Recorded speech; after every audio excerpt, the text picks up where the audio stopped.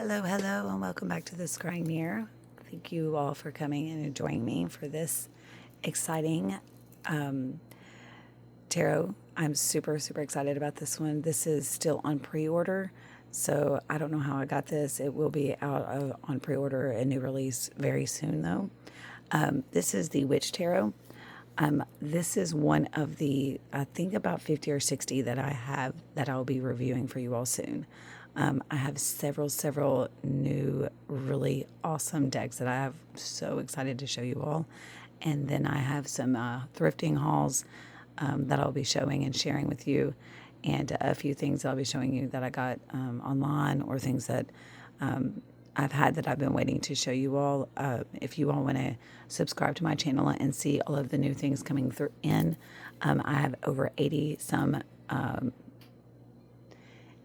witchy books that are going to be like, I'm going to do like the 5 best herbal books, the 5 best oil books for oils, the 5 best for new beginners, things like that.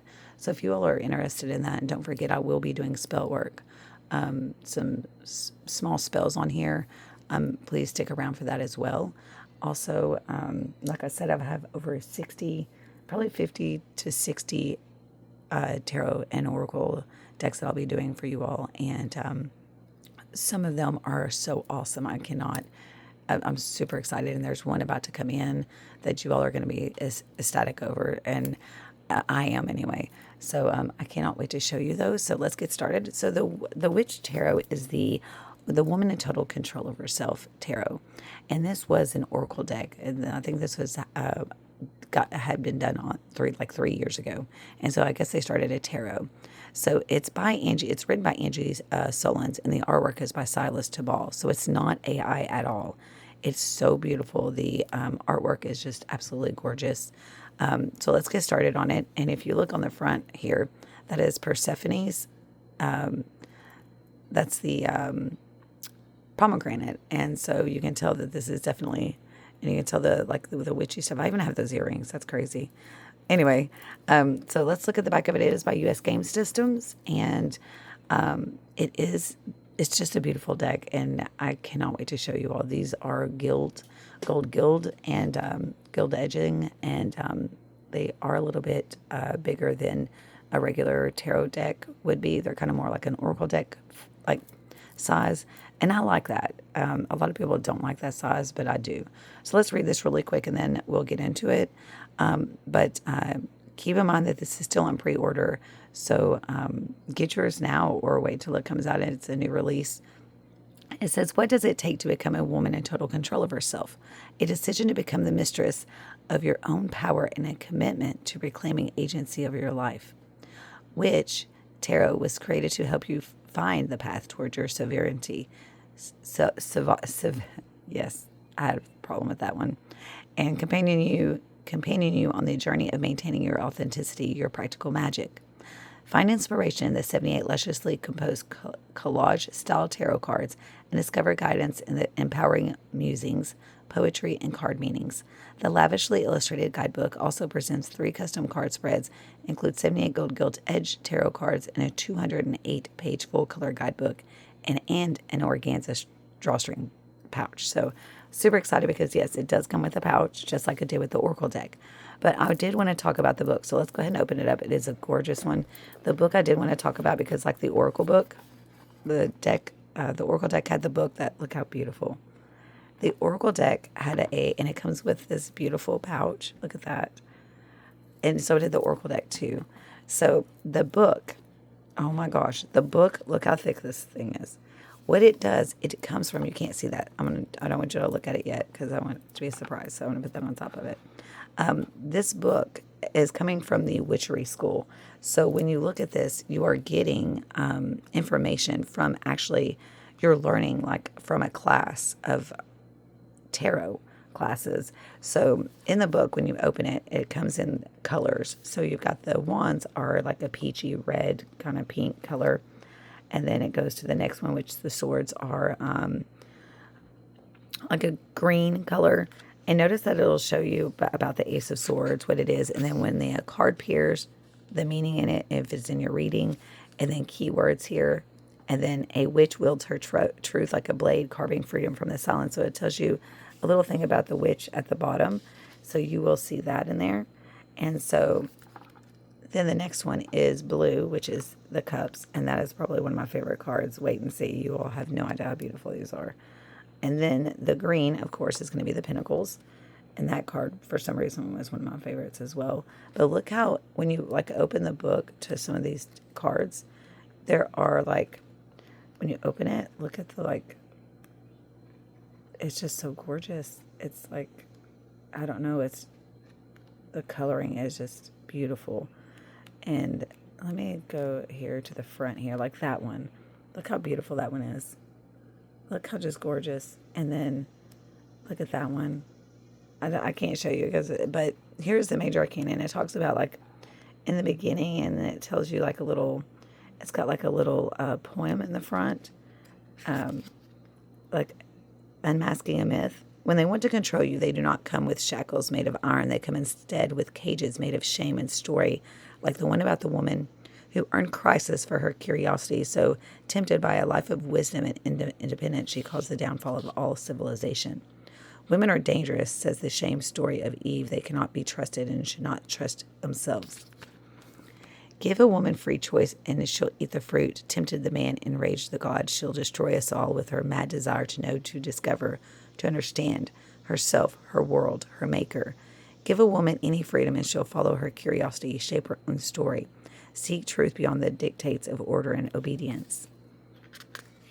She will wreck your carefully controlled mandates, your reign of tightness. She will unmake your holy wars of right and wrong and infuse the realm with choice and instinct, empathy, outranking rules, creativity, eclipsing war, severity, subsuming blind servitude.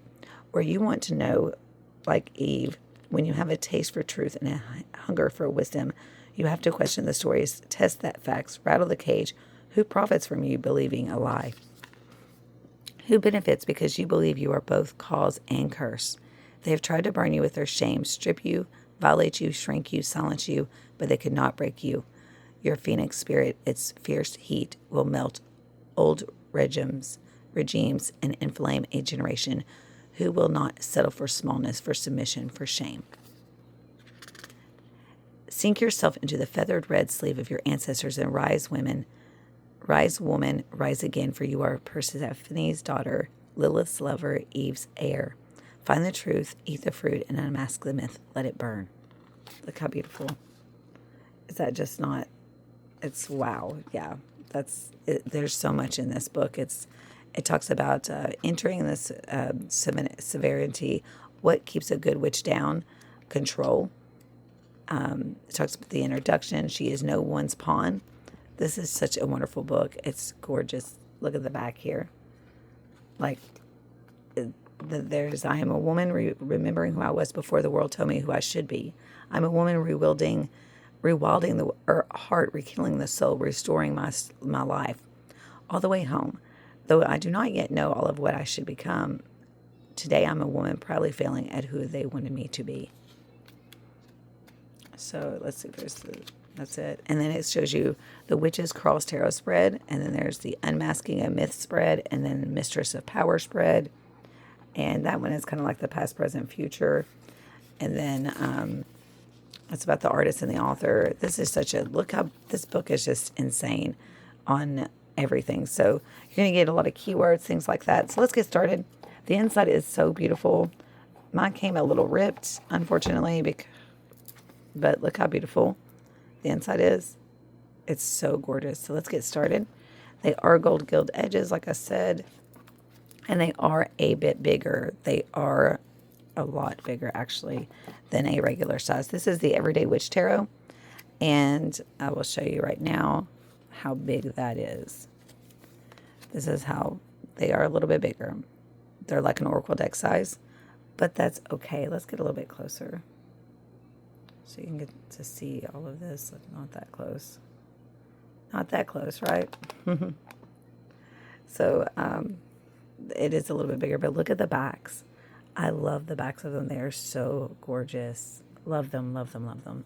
So the first card of the deck, as soon as I seen it, I didn't even know about the Oracle.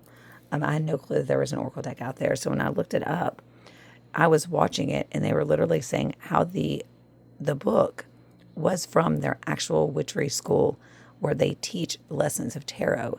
And so when you're reading this book, you're actually literally getting taught from actual tarot lessons. It does come in a like the box like this, so you're going to see that. Look how beautiful. And then it does come with a drawstring bag. But let's get started. The backs are very, like, these are just gorgeous cards. They're just absolutely amazing, stunning. So let's get started. I'm going to put this down a little further for you and see if I can get a little bit better of an angle down here with it. And let me see if I can clean this off. For some reason, I was not doing it with the color. There we go. We got the color going down good. So let's start this. I'm going to go down a little bit more for you. And let's see if we can get this started. So the first card, sorry about that. The first card is the Fool. And of course, this is I believe this is the Eve in the Garden of Eden. And she's talking to the snake and petting the snake. You'll see a lot of snakes in this one. And it's crazy because I always wear my snake bracelet and my necklace, or my rings and stuff. So it's weird that this came up with it. Look how beautiful. So this is the Magician. Such beautiful, right? Look at his antlers, and it's just amazing. Everything about this deck is absolutely just gorgeous. Every card, remember, this is not AI. This is collaged. He did this and put things in front of it and kept stacking things in front of it. It shows you how they made the Oracle deck, but this one, it shows how they did this one as well. Being in total control of yourself. There is the Empress. Such a beautiful deck. And then we have the Emperor, and look at that on top of his head. Look at the back. The back is probably my favorite because the back is just what makes it just all stick out. There is the Hierophant. And you'll see, notice here in a minute, you'll see, this is the Lover's card. I do not like this card. There's something about it I do not like. I do not like when animals are made up to be people. I don't like them in card decks, but I could not say no to this deck. So there's a certain part about it I do like, but there's a certain part I don't like about it. But I really do love the card, though. Then we have, of course, the Chariot, the Dragon. And you're going to start seeing these a lot in this deck, okay? Just like now.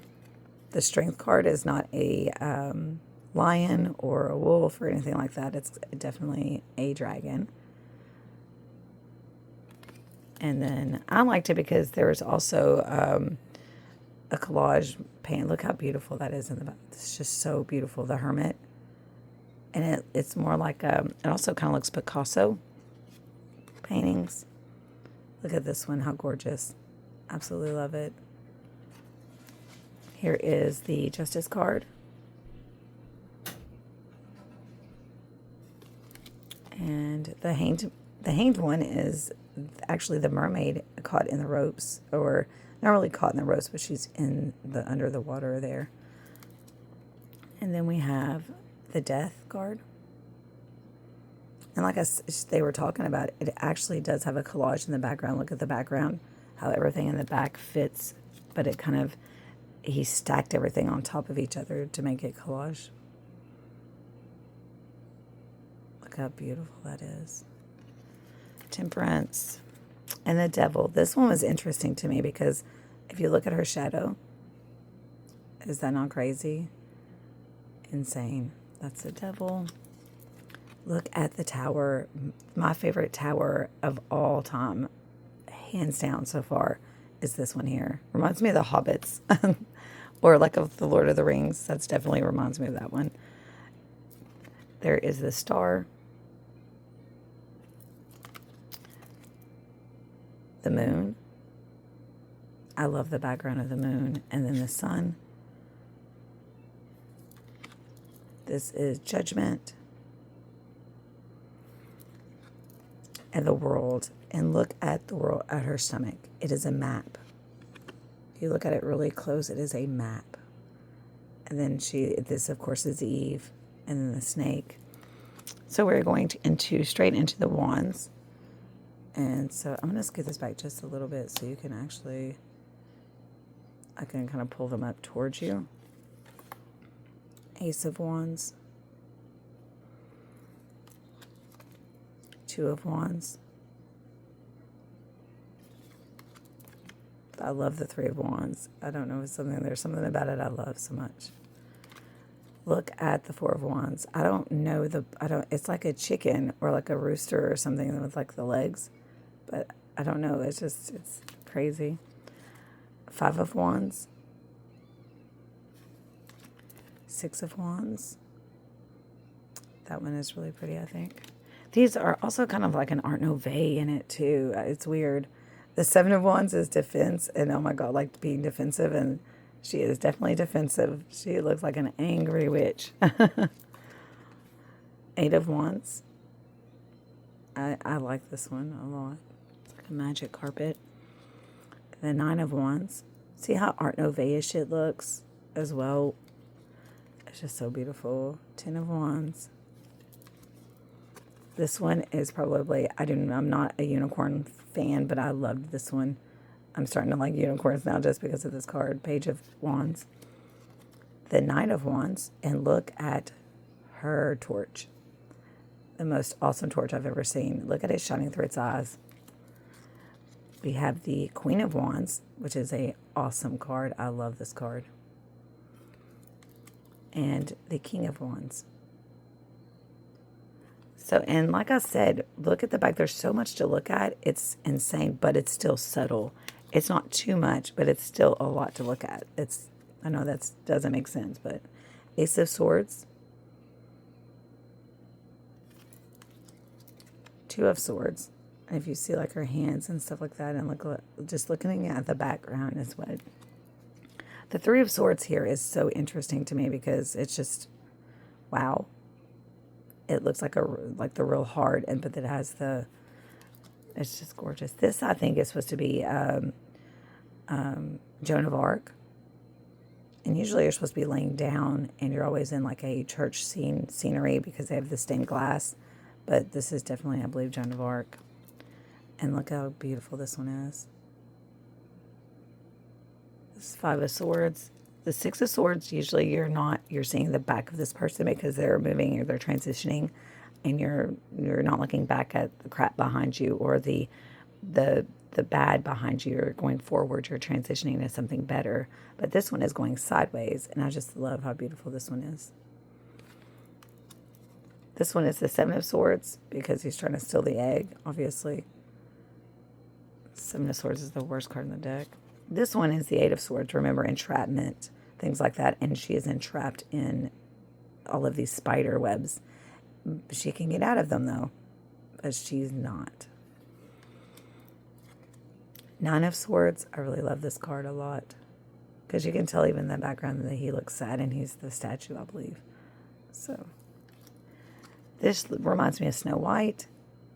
And I read it in the book. And it doesn't, like, say anything about Snow White. This is the Ten of Swords, and you can see all the swords like lined up, but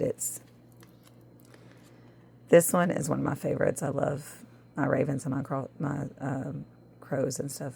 Page of Swords. The Queen of Swords. There's so many dragons in this one. This is the Knight of Swords, I'm sorry. Look at the Queen of Swords. The Queen of Swords, it's interesting because she's independent, by herself kind of person. So her being pregnant is confusing to me, but I'm going to read about it a little bit. Not the King of Swords. And then we have the Ace of Cups. Look how awesome that one is. The two of Cups I didn't like either. It's a little bit better, but still, like I said, I do like that they're hugging and it's like their animals are people too. Like, I like that part, but I don't like how I don't know. I still like the card, though. There are the mermaids, or the sirens, the Four of Cups, And you know how he's always playing his piano.